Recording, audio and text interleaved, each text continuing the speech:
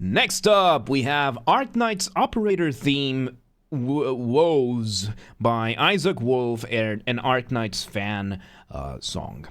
Once again, everybody, this is a Basterd's LFA, a layman-friendly analysis. I'm a professionally trained musician and composer, and my objective here is to explain things in a way so that you don't have to be one to understand what is happening here, musically. So if you like the sound of that, make sure you're following the channel, subscribe to the channel, whatever term we're going to use, like the video, share the video, leave a comment, turn on notifications, become a member. Once again, everybody, members get early access.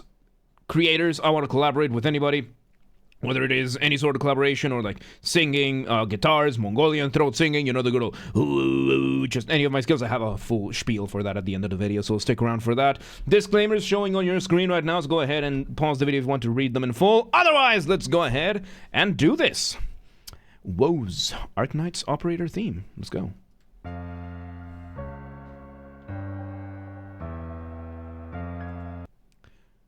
Right off the bat, we start with our initial motif.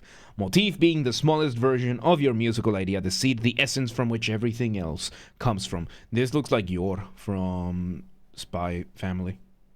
Yeah, this looks like Yor from Spy Family. So, yeah, let's see where this goes. Now we have...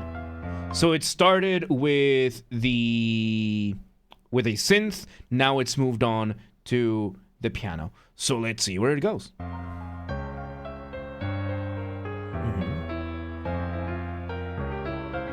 We're bringing variations of the motif. Move the screen? No. No, this is art.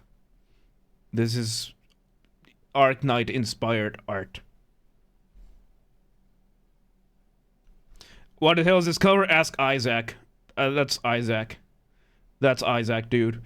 Yes, I'm a man. I like the female body. Yeah. Let's see where it goes. Alright, so we got a fairly romantic way. And basically we are doing this kind of very romantic depiction of the music. Where you're having the melody being played on one hand, chords being played on another. Of course, for the Romantic period, this is something that composers like, of course, Beethoven, Rachmaninoff, I always forget his name, Chopin has this kind of stuff. Schubert also has it, this kind of thing. So... yeah, they are some sort of demon cat girls, elves too, and they're wearing, like, ballet. Like, if you've ever seen a ballet, you would understand how very, very common these outfits are. Like, this is just regular ballet outfits. Like, yeah. No. Let's see where it goes. Alright, we speed up. And, oh, there we go. Oh, so that was just the intro. That was the intro. Okay, so we had this all these variations and all these variations of the motif, and it turns out we are in a song. So the difference between a song versus a piece, and it is going to be that a song is going to be more easily identifiable, the different parts. And Shimmy, welcome today. How you doing? So songs are going to have lyrics, are going to have vocals, and the vocals and or lyrics are going to be the driving force of the music. Whereas a musical piece or a track is going to be instrumental, and it's going to be a lot more complicated to determine the different sections of it because of the nature of motifs and how they develop. So right now we had the start with an intro, basically piano. Now we are off to what sounds to be verse number 1. We've brought in some vocals. It sounds like 2 layers of vocals. We will see. They're slowly coming to closer. Nice. I'm doing fantastic. A little bit tired today. I had to work extra, but I'm okay. I'm alright. Let's see where it goes. So we're continuing the piano as it was.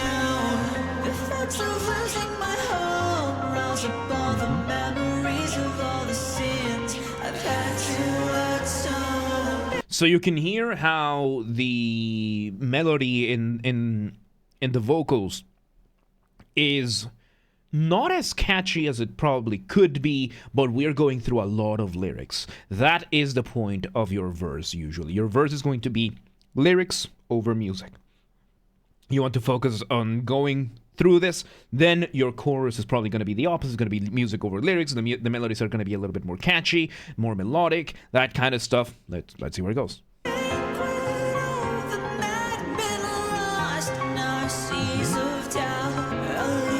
And we're slowly shifting this much. You're welcome today. How you doing?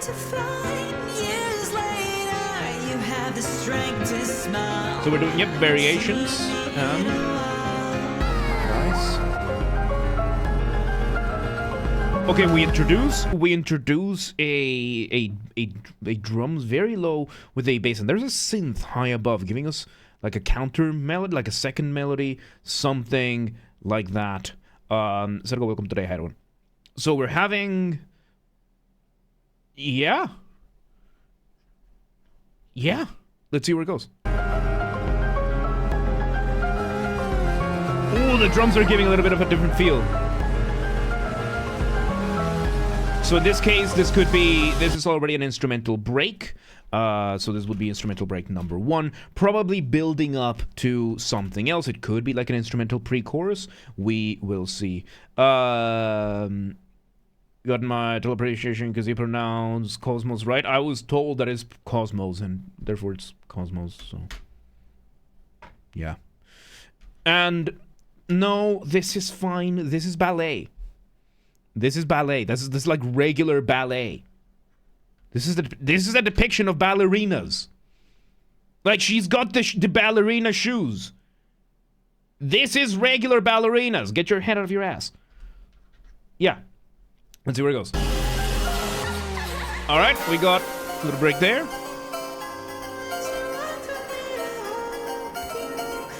Ooh. Okay, so we bring in either it sounds like the chorus, like it could be a chorus because it's a lot more melodic, but we've brought it back. The piano is clipped. So it's very distorted, it sounds very distant and everything, but I think this is chorus number 1. Let's see where this goes. And no, this is red font. It happens to be an Ultra Kill as well. Ultra Kill does not own the red font. Let's see where it goes.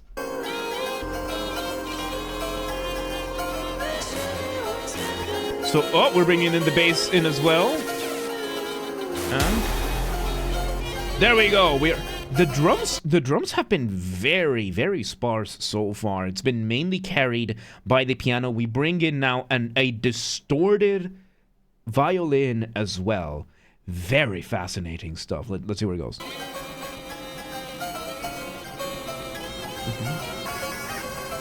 So you have drums and violin for another break. Break 2.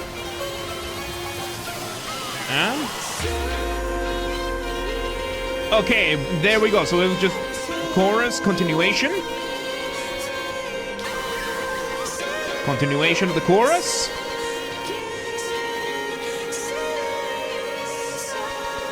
And we are engaging in counterpoint with this. So counterpoint being the art of basically how melodies are, how they interact with each other, how they develop, usually in the context of more than one melody at the same time. So their counterpoint is usually measured in what is called motion. There's 3 main types of motion. There's parallel, there's contrary, and there's similar.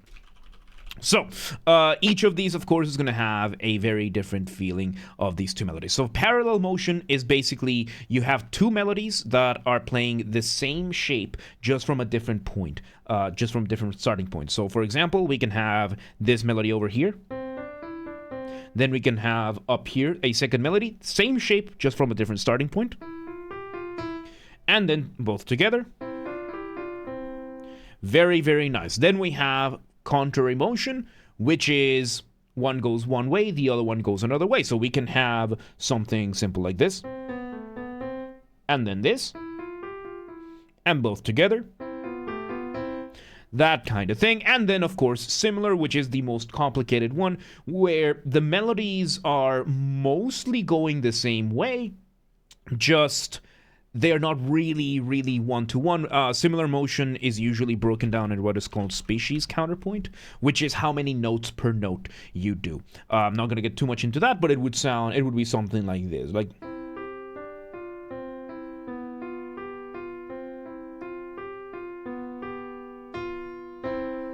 So you can hear how we have that. Right now, what we are doing is we're having one of the voices doing what is called a pedal note,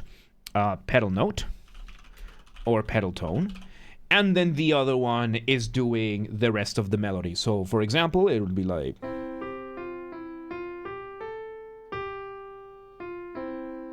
You know, you're just holding one note while the other one is doing its thing, and we are engaging in the chorus right now. Let's see where it goes. Oh, we remove the distortions. We bring back the piano.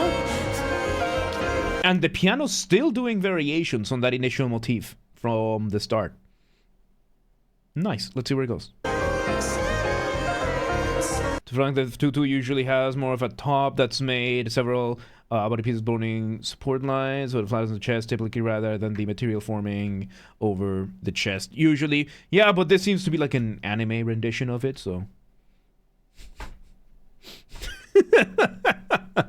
Let's see where it goes.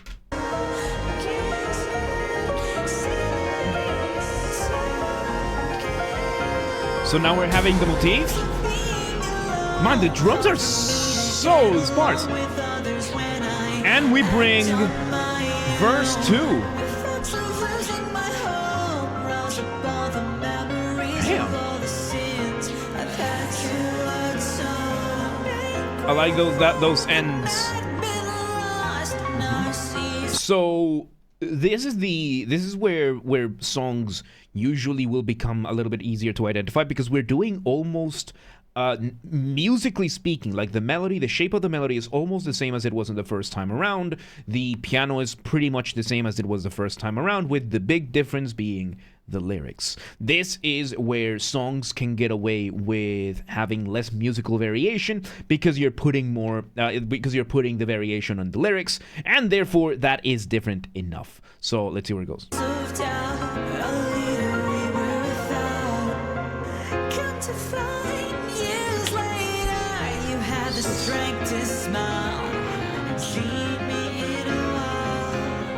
That was a different melody over there. I think that might have been a pre-chorus. I think we did have it as well over here, up here. So I think we did have a pre-chorus, which was then accompanied, followed by a break. Now we're having pre-chorus number 2, which I think break 3 is what we're getting. We're getting a little like interlude by the piano. Let's see where it goes. We reduce it to one line of the piano. Oh, there we go. We bring back the... It's such an interesting thing, because this melody that we're getting, it's difficult to tell whether it is a distorted voice or a distorted violin. Very interesting. Very interesting. So unless Isaak knows, this could be either a distorted voice doing oohs and ahs, it could be a distorted violin, or it could be both.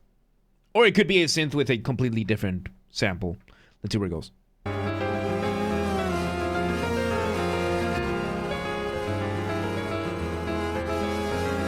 Oh, I could hear the bowing. It's at the very least a violin. I could hear the bowing. So when it comes to violins, right? Violin is a bowed instrument. The idea of a bowed instrument, of course, is that you play it with a bow. And when it comes to bows, you are going to run out of space. And just now, I could hear the changing of directions of the bow. So it is a violin doing the melody. Let's see where it goes.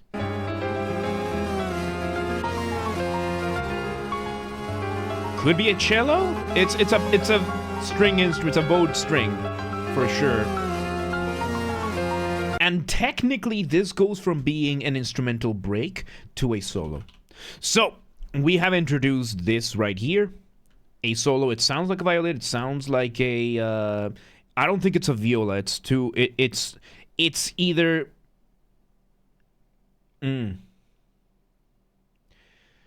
I think it could be a violin put through an octave pedal. There is, so when it comes to most musical instruments nowadays, we have pedals that we can have and an octave pedal for guitars. Usually it's going to be one of these machines, and these are going to distort the audio that is going on, adding an extra octave. So for example, if I were to be playing this melody, if I turn on the pedal and I say, hey, I want you to give me an octave below, now this line is going to sound. And if I ask, and some of them will be like, I want two. So you can really, really go for it. So I think there's some distortion going on over here. And we are having an octave pedal. Oh, I have this one. I never use it. I never use this one, but I have this one. So I think that's what we're getting right now. And this is from Creator's Privilege. So yeah, if you're a creator on YouTube and you want me to review any song, just reach out, let me know which one, and I'll make it happen. So yeah, we're having, I think it's a violin with an octave pedal and a little bit of distortion going on over here, giving us a solo.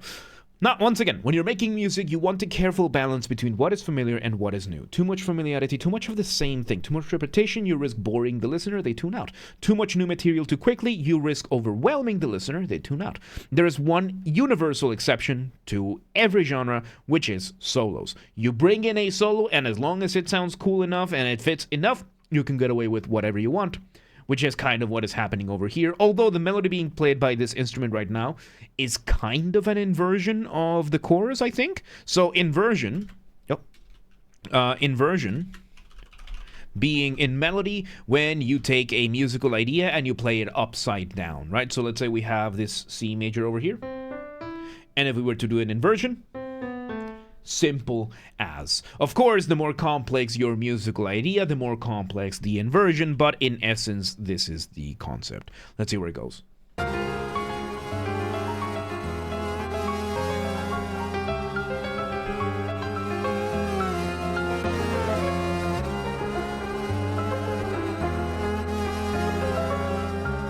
Okay,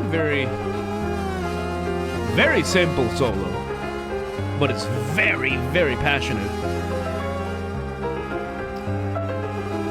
And right now, it's interesting how the beat is being carried by the bass on the piano. So as I said, when it comes to playing piano, of course you will have usually two hands. There's some cases where you would have like two people playing the same piano, but usually the way it's going to work is that you're going to have one hand doing melody / chords, one hand doing the bass, or one hand doing the chords and the other one doing the melody, right? So we can have like one hand doing the melody, the chords, the other one doing the bass.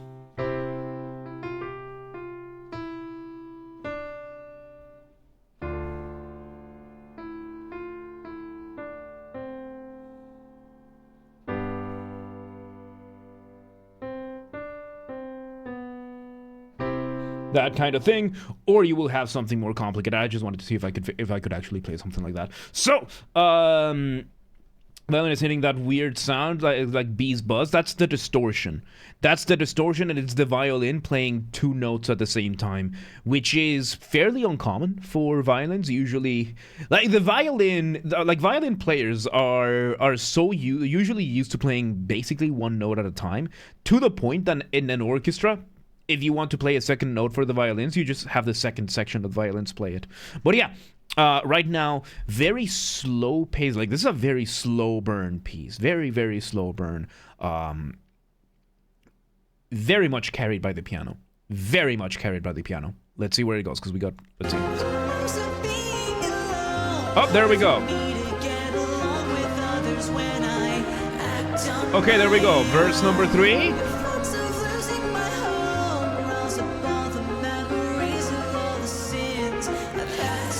So yes, now we bring in verse number 3, and the main difference is the string is playing melodies along with this.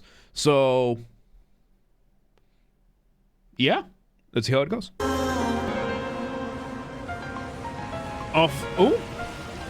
Just the piano, we're building up.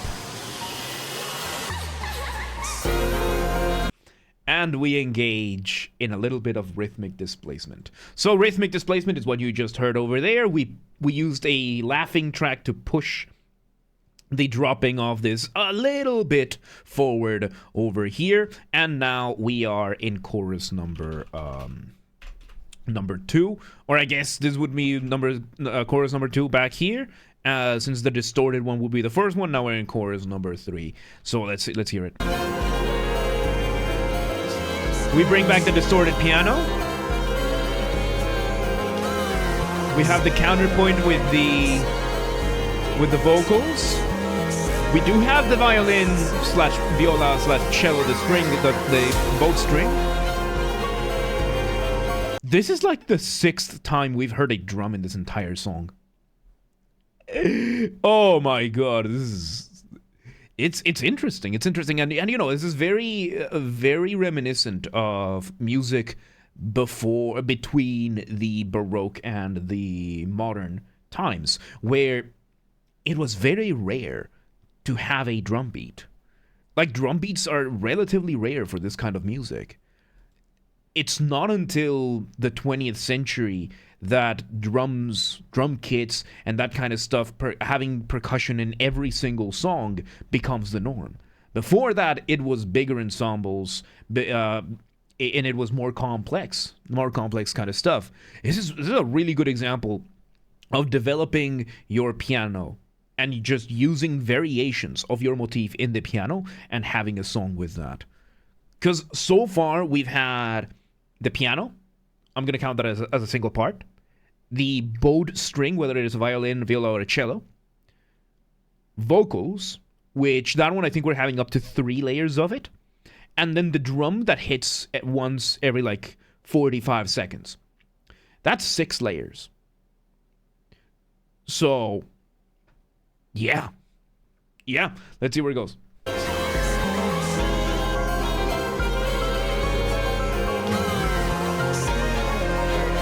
Yeah, there's the instrument again. I don't know what to say. And the escalation happens with the distortion. Up.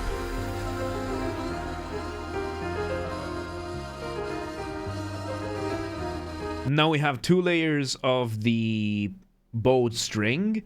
And I like that we break through this for the outro. By the way, now we're in the outro, which is just the ending. And this time we have the strings with the piano. Let's see where it goes.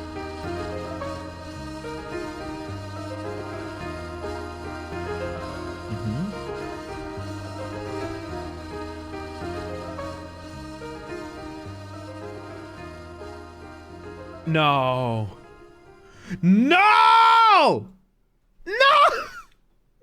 Why'd you fade it out? Why'd you fade it out, dude? You build one final cadence. Build one final cadence. Make it bombastic. One last cadence. All right, so we engage in a fade out to end the song. Isaak, why? It was so good. Why'd you fade it out? So fade outs, I mostly dislike fade outs because it shows that the song is not finished. The piece is not finished. And in this case, you didn't need anything too complicated. You just needed one last cadence.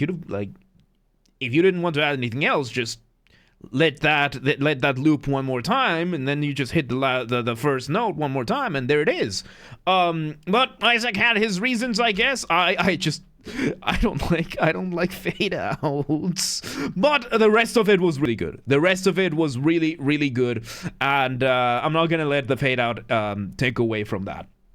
So yeah, it fades out. We have the bowed string, kind of offbeat bowing offbeat. and just leaving us there for it. So it doesn't ruin the song. It doesn't ruin the song, but it definitely for me it definitely brings me a why didn't you come on, finish your music, right? Like eat your veggies, finish your music, like yeah. But not my music. Not my music. Isaak knows what he's doing. So there you go. That was Arknights Operator Theme Woes, a fan song from Arknights. Once again, everybody, this has been a Basterd's LFA, a layman-friendly analysis. I'm a professionally trained musician and composer, and my objective here has been to explain things in a way so that you don't have to be one to understand what's happened here, musically. So, if you're watching this on the YouTube video archive thing, thank you for watching. Make sure you're following the channel, subscribe to the channel, whatever term you want to use. Like the video, share the video, leave a comment, turn on notifications, become a member. Once again, everybody, members, if we somehow hit 10,000 subscribers on YouTube before Christmas of 2025, I will take a single fan fiction of the choice of the community, and I will fully produce, record, and voice act an audiobook for it. We had a member offer to do a Discord Nitro giveaway, that kind of thing. So, if you want to add more for it, or if you have other ideas, let me know. We'll make as much of it work as possible. This has to be achieved through legitimate and honest means only. No account duping, no botting, no buying followers, no alting, no rat behaviors like that. Go share the videos, the streams with your friends, with your families, with your family's friends, with your friends' families. Those are two distinct concepts, by the way. Share them with your online and offline communities, and use the hype function on YouTube, all that kind of stuff. Artists, Isaak, or anybody else on YouTube or otherwise, I want to collaborate with anyone and everyone. So if you want any of my musical skills, whether it's my guitars, my Mongolian throat singing, you know, the good old ooh, ooh, ooh kind of thing, or regular singing, voice acting, or any kind of collaboration that you might want, just reach out, let me know. We'll make as much of it work as possible. And if you're in the audience, reach out to your favorite artist, let them know. Please do not be a rat about it. Please do not harass anyone. Don't spam people. Don't be a rat about it. Be cool. Members get early access to the content. I schedule the videos for the week on Saturdays, and if you're a paid member on YouTube, regardless of your tier, you get access to the videos when I schedule them, at least for the LFAs. So become a member today. If you want to listen to this without me interrupting every 3.5 minutes, I will be linking it in the description down below. If you want to request a song and you are not in the live stream, check the pinned comment in this video. For those on the channel, go ahead and you can start requesting now. And if you want to catch the streams when they happen live, we aim for Monday through Friday, 6 p.m. Central European Time. If you are not in Europe, do not worry. We have the full up-to-date streaming schedule showing in your local time zone in Discord and Twitch, both linked down below. So if you live in San Antonio de los Baños and you're like, yeah, but what time is 6 p.m. in Hungary? That means St. Anthony of the bathrooms. If you're there and you're like, yeah, but what time is 6 p.m. in Hungary? I don't live there. Do not worry. Just go to the Discord or the Twitch, both linked down below, and it shows the stream schedule in your local time zone. And follow the gaming channel. I have a gaming channel because of course I have a gaming channel. I'm on YouTube. What else could I possibly have? Games are Bastard. That's where I put the gaming after show recordings. When they happen, they get recorded on the main channel. Then they go there. We've been playing through Silent Hill F, Vintage Story. We're going to be starting a bunch of other games. I have a massive list of games that I have to play. So yeah, we'll be playing through a lot of games. So record on the main channel, then put on the gaming channel, link down below, or just search on YouTube, same username as James R. Basterd, just swap the J for a G, and you got it. And yeah, there you go, Arknights Operator Theme, fan theme, woes. Good stuff, man, good stuff, but yeah, let's move on.